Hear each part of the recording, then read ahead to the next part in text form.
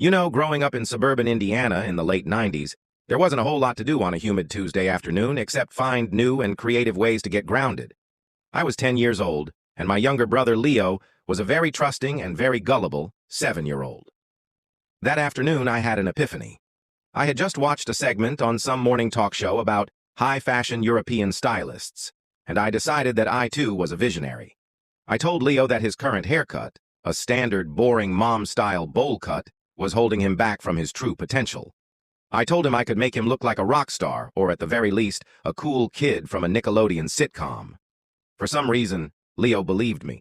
I didn't have a barber's kit. What I had were the heavy-duty kitchen shears, the ones my mom specifically used for poultry only. I sat Leo down on a plastic crate in the garage and draped a damp beach towel over his shoulders. "Don't move," I whispered, sounding way more professional than a kid in cargo shorts had any right to be. I started with the bangs. My first mistake was trying to even it out. You know the rule. You snip a little on the left, it's too short, so you snip the right to match, and suddenly you're chasing a horizontal line that's migrating toward the middle of the scalp. Within 5 minutes, Leo didn't have bangs anymore. He had a forehead reveal. I panicked. To distract him, I decided to give him what I called speed lines over his ears. I took the shears and snip.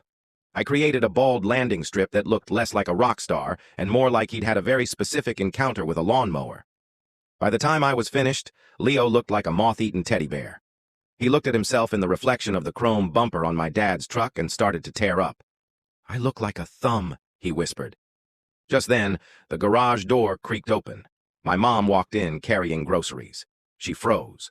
The bag of oranges in her hand hit the concrete with a dull thud. She didn't scream. She just looked at Leo, then at the poultry shears in my hand, and then back at Leo's naked forehead.